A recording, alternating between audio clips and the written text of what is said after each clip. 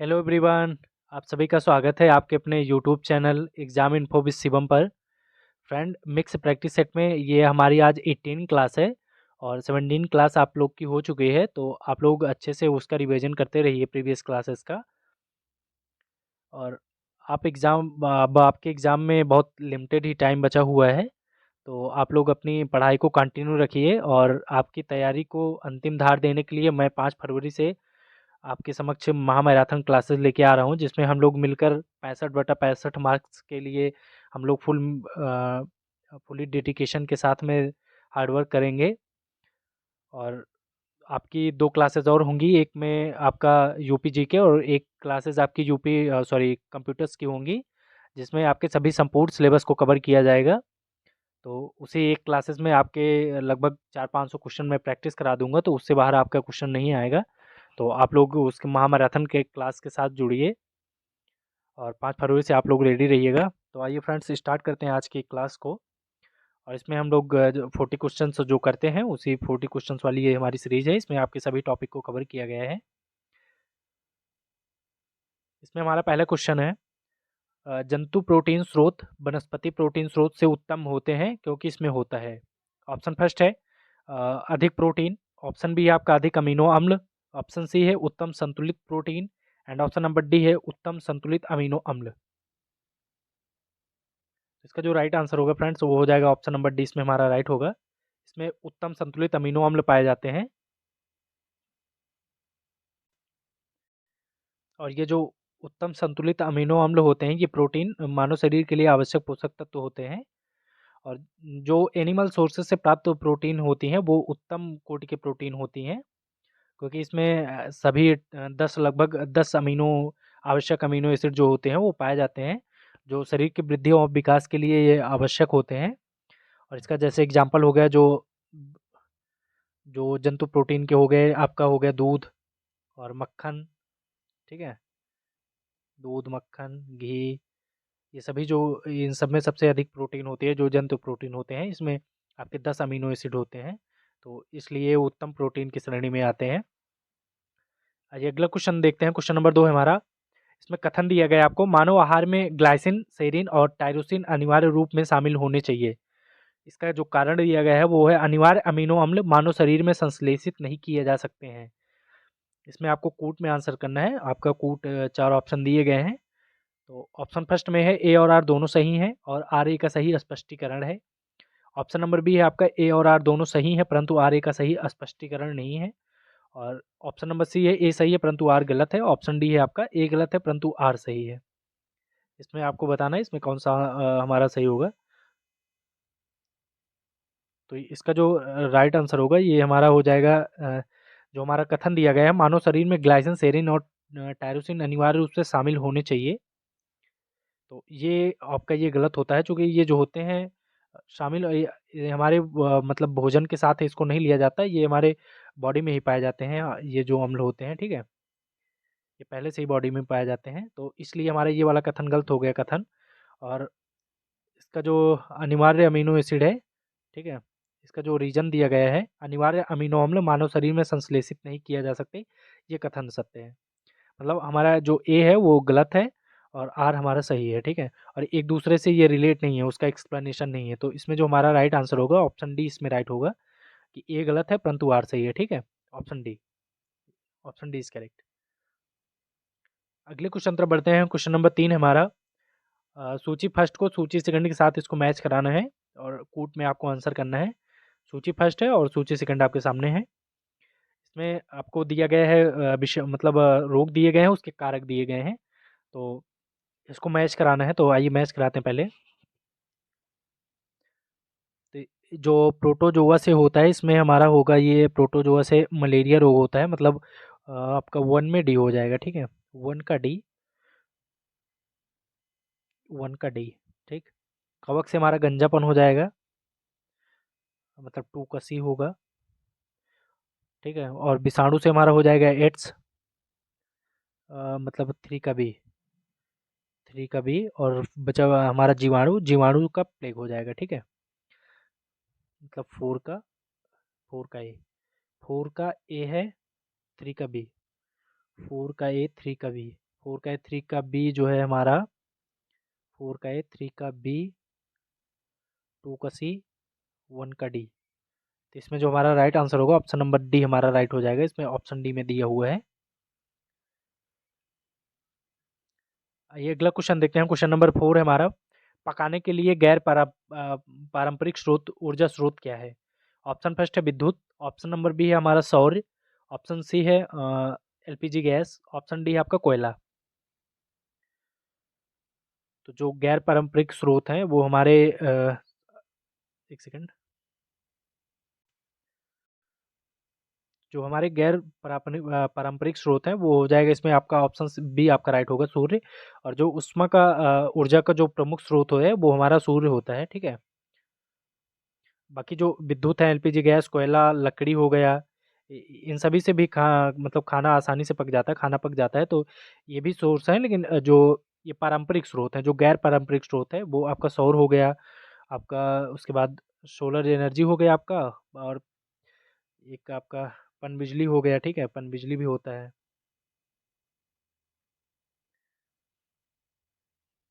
आपका पवन ऊर्जा भी होता है, ठीक है, इसी का है एग्जाम्पल पवन ऊर्जा।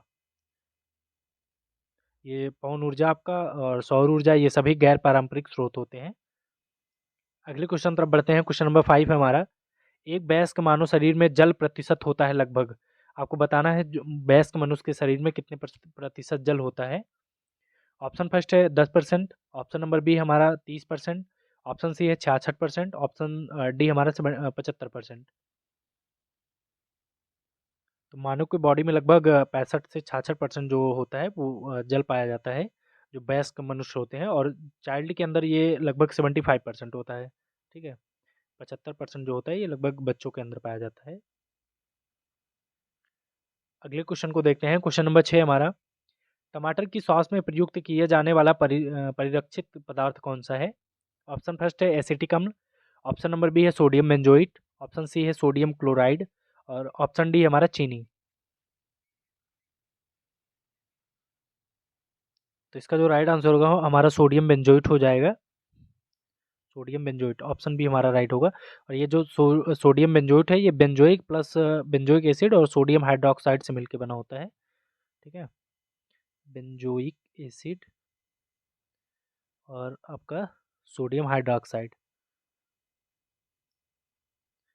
सोडियम हाइड्रोक्साइड से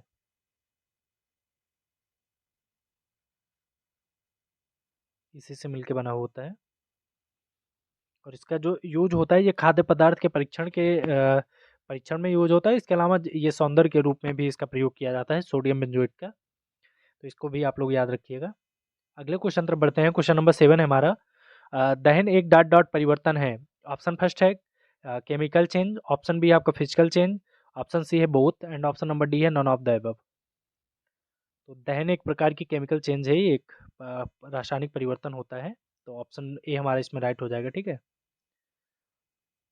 क्वेश्चन नंबर 8 है हमारा, डीएनए एक फिंगर प्रिंटिंग के लिए निम्न में से एक महत्वपूर्ण आवश्यकता है। जो डीएनए के फिंगर प्रिंटिंग होती है उसके लिए क्या महत्वपूर्ण होता है? ऑप्शन फर्स्ट है इलेक्ट्रॉन सूक्ष्मदर्शी, ऑप्शन नंबर बी है हमारा इलेक्ट्रोफोरेसिस, एंड ऑप्शन सी है एलिशा, ऑप्शन डी है एचपीएलसी। तो डीएनए फिंगर प्रिंटिंग के लिए जो है आपका इलेक्ट्रोफोरेसिस जो होता है ये इंपॉर्टेंट है, एक महत्वपूर्ण भूमिका ये निभाता है, ठीक है। इसका सर्वप्रथम जो प्रयोग किए थे 1984 ईस्वी में, इसको सर एलेक जोसेफ ने किया था। Alec Joseph, Alec Joseph. इसमें होता क्या है, जैसे आपका इलेक्ट्रोफोरेसिस एक प्रक्रिया होती है, इसमें आपके बाल का सैंपल हो गया या फिर आपके ब्लड का सैंपल हो गया, इसी सबको लेके उसमें जांच की जाती है इसी प्रोसेस में, इलेक्ट्रोफोरेसिस में। और इसका जो सर्वप्रथम प्रयोग किया था 1984 ईस्वी में एलएफ जोसेफ ने किया था, ठीक है, एलएफ जोसेफ। अगला क्वेश्चन देखते हैं। क्वेश्चन नंबर 9 है हमारा, कार्बोहाइड्रेट के अत्यधिक सेवन का परिणाम क्या होता है? ऑप्शन फर्स्ट है रिकेटस, ऑप्शन बी है आपका मोटापा, सी है एनीमिया, ऑप्शन नंबर डी है कुष्ठ रोग। तो इसका जो परिणाम होता है कार्बोहाइड्रेट अधिक सेवन से आपको मोटापा हो जाता है, ठीक है। ऑप्शन बी इसमें हमारा राइट होगा, अधिक कार्बोहाइड्रेट के यूज से मोटापा हो जाता है। जैसे आप अधिक कार्बोहाइड्रेट लेंगे तो जो कार्बो होता है आपका, कार्बो ये ग्लूकोज में चेंज हो जाता है, ठीक है। और ये ग्लूकोज आगे चल के आपका ग्लूकोजन में बदल जाता है, ग्लूकोजन में। एक सेकंड, मैं थोड़ा छोटा करके इसको लिख देता हूँ। जो कार्बो होता है, कार्बो आपका ग्लूकोज में बदलता है, ग्लूकोज में। और ये ग्लूकोज जो होता है आगे चल के ग्लाइकोजन में बदल जाता है, ठीक है। और ग्लाइकोजन जो होता है ये आपका आपके लीवर में इकट्ठा होके, यकृत में आपके इकट्ठा हो जाता है, वहीं संग्रहित हो जाता है। इसी से आपको मोटापा हो जाता है। अगले क्वेश्चन तक बढ़ते हैं। क्वेश्चन नंबर 10 हमारा, प्याज तथा लहसुन का राष्ट्रीय अनुसंधान केंद्र निम्न में से कहाँ स्थित है? ऑप्शन फर्स्ट है नासिक, ऑप्शन बी है आपका पुणे, ऑप्शन सी है औरंगाबाद, ऑप्शन डी है आपका इंदौर। तो जो प्याज तथा लहसुन का राष्ट्रीय अनुसंधान केंद्र है वो हमारा पुणे में स्थित है। पुणे हमारा महाराष्ट्र में पड़ता है, ठीक है, और यहीं पे स्थित है। प्याज और लहसुन के लहसुन दोनों का अधिक सेवन का मतलब, अधिक नहीं बोल सकते, इसका सेवन करना चाहिए। इससे जो हमारे कार्डियक डिजीज होते हैं वो उसके होने की संभावना थोड़ा कम हो जाती है, इसलिए इसको यूज करना चाहिए। अगला क्वेश्चन देखते हैं। क्वेश्चन नंबर 11 हमारा, पपीता किस रंग द्रव्य के कारण पीले रंग का दिखाई देता है? ऑप्शन फर्स्ट है कैरिका जेंथिन पिगमेंट की वजह से, ऑप्शन बी हमारा पॉलीकिनोन की वजह से, सी है इलोजिक, और ऑप्शन नंबर डी है इलाइसिन। तो इसका जो राइट आंसर होगा वो हमारा कैरिका जेंथिन पिगमेंट हो जाएगा। इसी की वजह से जो पपीते का रंग होता है वो पीला हो जाता है पकने पे। ऑप्शन नंबर ए राइट हो जाएगा। और इलाइसिन की वजह से मैंने आपको कल कराया था, इससे जो है लहसुन में जो गंध होती है इसी की वजह से होती है, लहसुन की गंध, लहसुन की गंध। ये नेक्स्ट क्वेश्चन देखते हैं। क्वेश्चन नंबर 12 है हमारा, आंत के अवशेष को भार प्रदान करता है? ऑप्शन फर्स्ट है पेक्टिन, ऑप्शन नंबर बी है हमारा फ्रैक्टोज, ऑप्शन सी है glycogen, and option number D है हेमिसिल्लोज। तो इसका जो राइट आंसर होगा वो हेमिसिल्लोज हो जाएगा। ऑप्शन डी हमारा राइट होगा, हेमिसिल्लोज। और हेमिसिल्लोज जो है ये पाचन में भी हमारा काफ़ी हेल्प करता है, ठीक है, पाचन में, पाचन में भी आपके हेल्प करता है। आइए नेक्स्ट क्वेश्चन देखते हैं। क्वेश्चन नंबर 13 है हमारा, आयरन और फोलिक एसिड व विटामिन B12 की कमी से कौन सा रोग होता है? ऑप्शन फर्स्ट है बेरी, ऑप्शन नंबर बी है स्कर्वी, ऑप्शन सी है पेलाग्रा, ऑप्शन डी है आपका एनीमिया। तो आयरन और फोलिक एसिड और विटामिन B12 की जब कमी होती है तो हमारा जो आरबीसी होता है, आरबीसी आरबीसी की कमी हो जाती है, हमारी बॉडी में आरबीसी की कमी हो जाती है, जिससे हमको एनीमिया रोग हो जाता है। ऑप्शन डी इसमें हमारा राइट होगा। नेक्स्ट है हमारा क्वेश्चन नंबर 14 है, पेट में भोजन को पचाने के लिए किसकी खास आवश्यकता होती है आपको बताना है? ऑप्शन फर्स्ट है एयर की, ऑप्शन नंबर बी है पानी की, ऑप्शन सी है एंजाइम की, ऑप्शन नंबर डी है आपका इनमें से कोई नहीं। तो इसका 14 में जैसे जो भी भोजन हम लोग करते हैं वो भोजन जो आपका होता है कॉम्प्लेक्स फॉर्म में होता है, कॉम्प्लेक्स में यानी कि जटिल में होता है। और इसको तोड़ने के लिए जो है आपके बॉडी में जो है एंजाइम होना बहुत आवश्यक है। एंजाइम जो होते हैं, जो हमारे भोजन जो हम करते हैं कॉम्प्लेक्स फॉर्म में होता है, उसको ये ब्रेक करता है, ठीक है। तो भोजन को पकाने की जो सबसे ज़्यादा आवश्यकता होती है वो एंजाइम की होती है। तो ऑप्शन सी हमारा इसमें राइट हो जाएगा। आइए अगला क्वेश्चन देखते हैं। क्वेश्चन नंबर 15 है, फूले हुए सीलबंद डिब्बों में सामान्यतः कौन सा बैक्टीरिया पाया जाता है? ऑप्शन फर्स्ट है एसिटोबैक्टर, ऑप्शन नंबर बी हमारा लैक्टोबैसिलस, ऑप्शन सी है बैसिलस सबटाइटिल्स, ऑप्शन डी हमारा क्लोस्ट्रिडियम बुटेलिनियम। तो इसका जो राइट आंसर होगा वो हो जाएगा आपका क्लास्ट्रोडियम बुटेलिनियम। ऑप्शन नंबर डी हमारा राइट होगा। अगला क्वेश्चन देखते हैं। क्वेश्चन नंबर हमारा 16 है, आपको बताना है खमीर यानी कि ईस्ट क्या होता है? ऑप्शन फर्स्ट है बहुकोशिकीय सूक्ष्मजीव होता है, ऑप्शन बी है एक कोशिकीय वाला सूक्ष्मजीव होता है, एंड ऑप्शन नंबर सी है ए और बी दोनों होते हैं, ऑप्शन डी है उपयुक्त में से कोई नहीं। तो जो ये खमीर होता है आपका, ये एक कोशिकीय वाला सूक्ष्मजीव होता है, यूनिसेलुलर होता है, ठीक है। ऑप्शन बी इसमें राइट होगा। और ये परपोषी होते हैं, ये अपने भोजन के लिए दूसरे पेड़ पौधों के ऊपर डिपेंड होते हैं, तो ये परपोषी होते हैं। मतलब ये अपना भोजन जो है वो स्वयं नहीं बना पाते हैं, दूसरे के ऊपर निर्भर होते हैं ये। और अगर इनको लगभग 150 फ़ारेनहाइट पे अगर इनको टेम्परेचर पे गर्म कर दिया जाए तो ये खमीर जो होते हैं ये समाप्त हो जाते हैं, नष्ट हो जाते हैं। अगला क्वेश्चन देखते हैं, क्वेश्चन नंबर 17 हमारा, खाद्य योज की किस श्रेणी में सबसे अधिक संख्या शामिल है? ऑप्शन फर्स्ट है रंग एजेंट का, ऑप्शन नंबर बी है लेक्सपायरिजिंग एजेंट का, ऑप्शन सी है आपका स्वादिष्टिकारक का, ऑप्शन नंबर डी है उपर्युक्त सभी। तो इसका जो राइट आंसर होगा हमारा वो स्वादिष्टिकारक हो जाएगा, flavour enhancer, option C right होगा। ये नेक्स्ट क्वेश्चन देखते हैं, क्वेश्चन नंबर 18 हमारा, मार्मलेड बनाने की किस फल का उपयोग होता है? ऑप्शन फर्स्ट है गाजर का, ऑप्शन बी है कटहल का, ऑप्शन सी है अमरूद एंड ऑप्शन नंबर डी है सावर ऑरेंज का।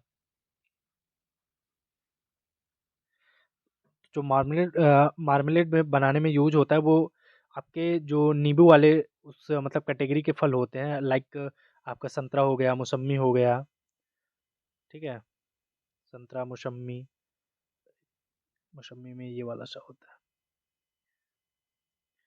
नींबू हो गया आपका, इस टाइप के जो भी फल होते हैं, नींबू प्रजाति के जितने भी फल होते हैं उनका यूज होता है। तो इसमें जो हमारा राइट होगा ऑप्शन नंबर डी हमारा राइट होगा, सौर ऑरेंज का, ठीक है।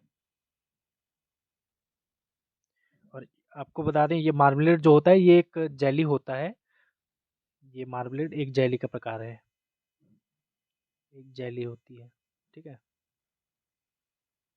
एक जेली होती है और इसमें नींबू प्रजाति वाले फल को यूज किया जाता है।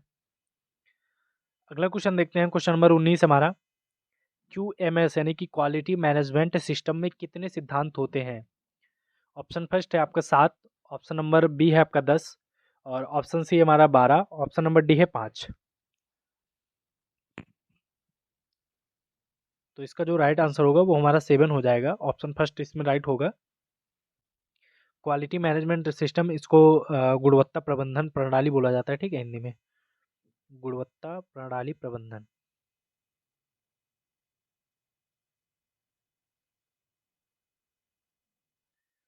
और इसमें लगभग इसमें जो है आपके ये 7 प्रिंसिपल होते हैं।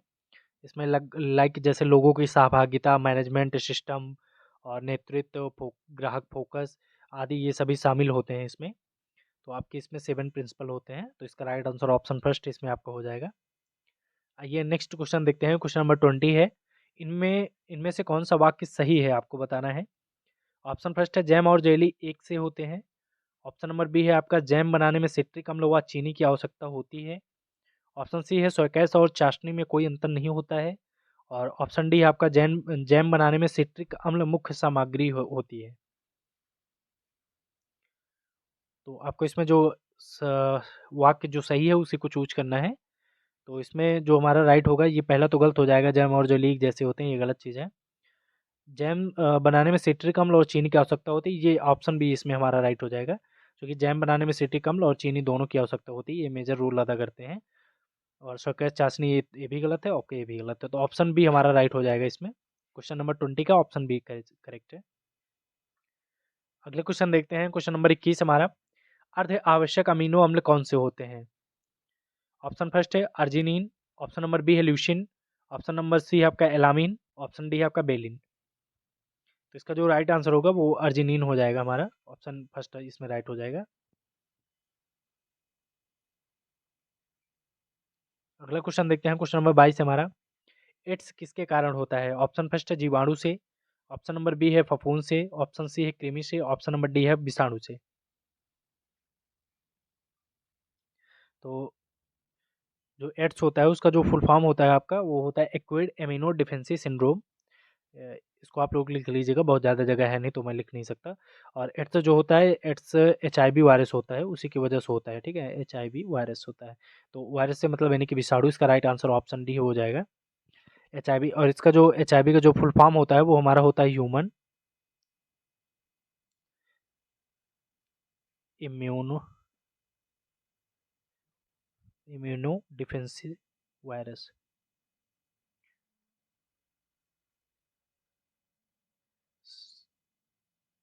ठीक है। HIV का फुल फॉर्म होता है ह्यूमन इम्यूनो डिफेंसिव वायरस। अगला क्वेश्चन देखते हैं, क्वेश्चन नंबर 23 हमारा। इनमें से किस तेल में संतृप्त वसीय अम्ल सबसे कम मात्रा में होते हैं? ऑप्शन फर्स्ट है नारियल का तेल, ऑप्शन बी है सरसों का तेल, ऑप्शन डी है खजूर का तेल, ऑप्शन डी है मूंगफली का तेल।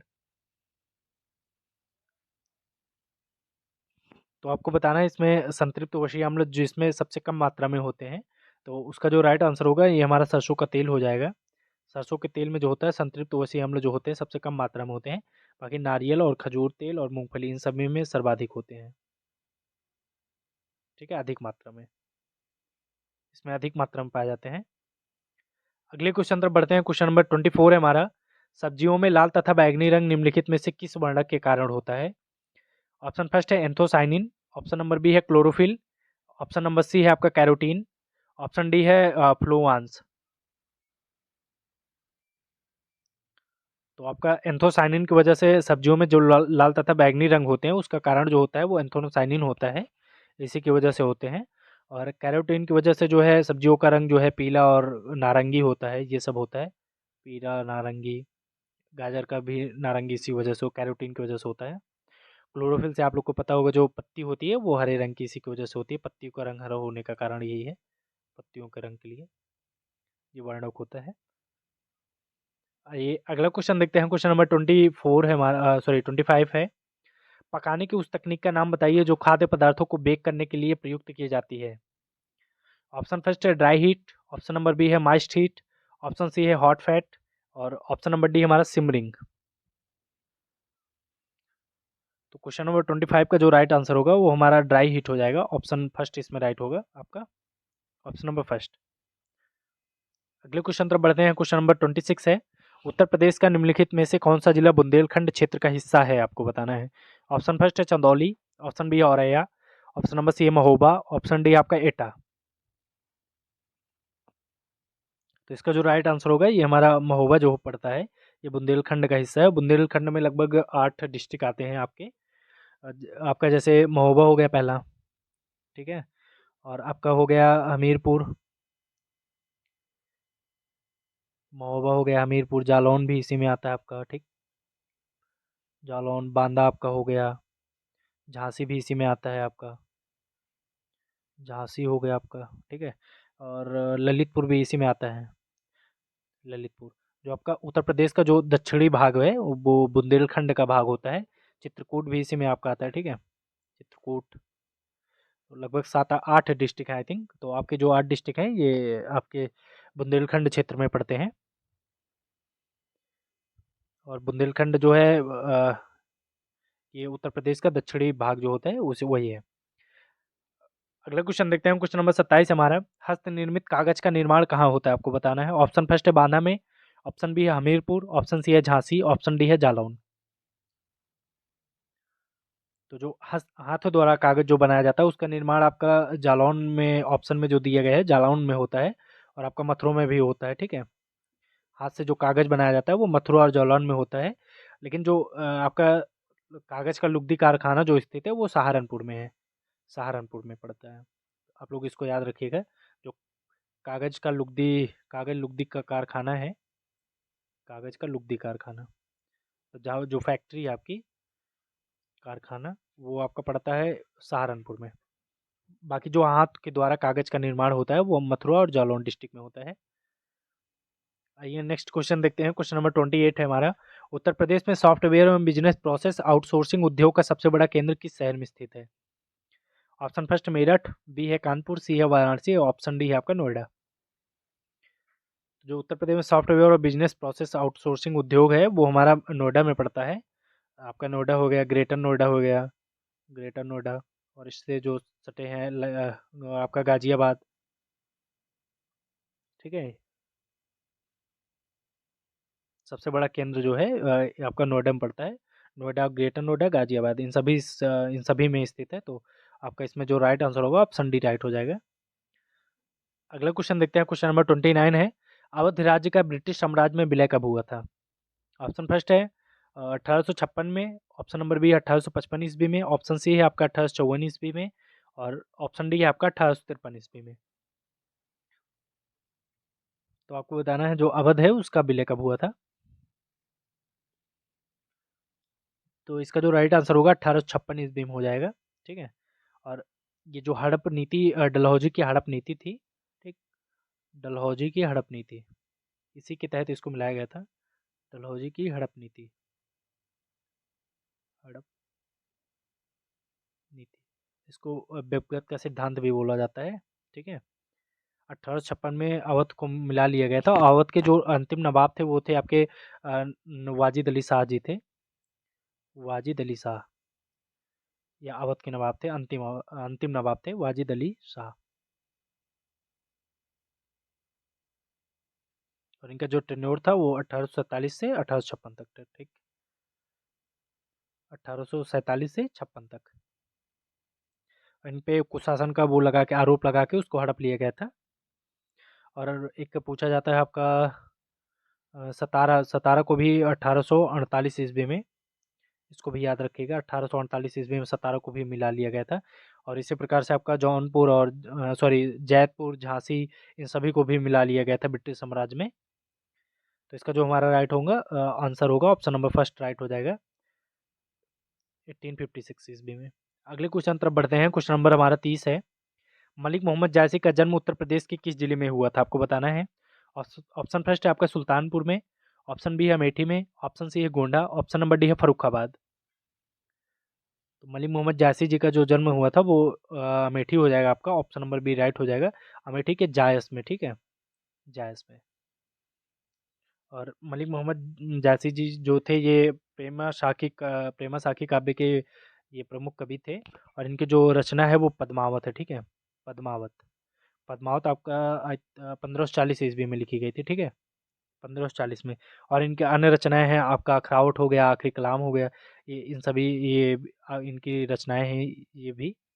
तो आप लोग इसको भी याद रखिएगा। बाकी इनका वो सब पूछा नहीं जाता है कि जन्म कब हुआ था, वैसे आप लोग याद रखिएगा 1477 ईस्वी। इनका जो बोर्न बॉर्न हुए थे 1477 ईस्वी में। 1477 में इनके मतलब इनका जन्म हुआ था। और 1542 ईस्वी में इनकी मृत्यु हुई थी। और मृत्यु इनकी जो है यहीं पे जायस में ही हुई थी, अमेठी में ही। अगला क्वेश्चन देखते हैं। क्वेश्चन नंबर 31 है हमारा। प्रसिद्ध शास्त्रीय गायक भीमसेन जोशी जी किस घराने से संबंधित हैं। ऑप्शन फर्स्ट है बनारस घराना, ऑप्शन नंबर बी है आपका किराना घराना, ऑप्शन सी है लखनऊ घराना, ऑप्शन नंबर डी है रामपुर साहसा घराना। तो जो आपके ये भीमसेन जोशी जी थे ये किराना घराना से इनका संबंध है, ऑप्शन नंबर बी इसमें राइट हो जाएगा। और बनारस घराना के जैसे इनमें दो तीन लोग आप लोग याद रखिएगा, जैसे पंडित राम सेवक हो गए, पंडित राम सेवक मिश्र। ठीक है, राम सेवक मिश्र हो गए। आपके शिव नारायण मिश्र भी पूछे जाते हैं, आपके शिव नारायण। बनारस घराना से संबंध है इन लोग का। ठीक है। लखनऊ घराना आपका ये आपके उसके लिए फेमस था, ख्याली गायन के लिए प्रसिद्ध था, ख्याली गायन के लिए। आगे चलिए हम बता देते हैं, आगे भी अभी क्वेश्चन है। क्वेश्चन नंबर 32 है। गुदई महाराज प्रसिद्ध तबला वादक किस घराने से संबंधित थे। ऑप्शन फर्स्ट है बनारस घराना, ऑप्शन बी है आपका लखनऊ घराना, सी है आगरा, और ऑप्शन डी है रामपुर घराना। तो गुदई महाराज जी जो हमारे थे इनका संबंध बनारस घराने से था, ऑप्शन फर्स्ट इसमें राइट होगा आपका। लखनऊ घराना जो था ये हमारा ख्याल ख्याल गायकी के लिए प्रसिद्ध था। और इसमें जो इसके प्रमुख गायक थे वो थे आपके नशीर खां हो गए, गुलाम हुसैन हो गए, आपके नशीर खां, गुलाम हुसैन। इन सभी का नाम आपको याद रखना है, ये क्वेश्चन में आपके पूछे भी जा सकते हैं, तो आप लोग इसको अच्छे से याद रखिएगा। ठीक है, ऐसे पूछ लेता है कभी कभी मैच कराने के लिए, लखनऊ घराना मतलब किस चीज़ के लिए फेमस था, उसमें आपको दे देगा तबला वादक के लिए, ख्याल गायकी के लिए, ठुमरी के लिए, ऐसे ही दे देगा मैच कराने के लिए, तो आप लोग इसको याद रखिएगा। आइए अगला क्वेश्चन देखते हैं। क्वेश्चन नंबर 33 है हमारा। उत्तर प्रदेश में किसान मित्र योजना का आरंभ कब हुआ था। ऑप्शन फर्स्ट है 18 जून 2004 में, ऑप्शन नंबर बी है 18 जून 2003, सी है 18 जून 2002, और ऑप्शन डी है आपका 18 जून 2001। तो इसका जो शुरुआत हुआ था ये आपका 18 जून 2001 में हुआ था, ऑप्शन डी इसमें हमारा राइट हो जाएगा। और इसका जो उद्देश्य था ये था कि किसानों को सभी तरीके से जानकारी प्रोवाइड की जाए। जैसे किसान को कैसे उसमें उर्वरक क्या डालना है, उसको कौन-सा सीड से यूज़ करना है, इन सभी चीज़ को मतलब एक तरह से बोला जाए तो जागरूकता, किसानों में जागरूकता फैलाने का इसका जो उद्देश्य था, किसानों में जागरूकता फैलाने के लिए, किसानों में जागरूकता फैलाने के लिए इसका उद्देश्य था। और इसमें क्या था कि जैसे गाँव में जो गाँव होता था या सब आप बोल सकते हैं ग्राम पंचायत, उसमें एक किसान मित्र नियुक्त किया जाता था, किसान मित्र।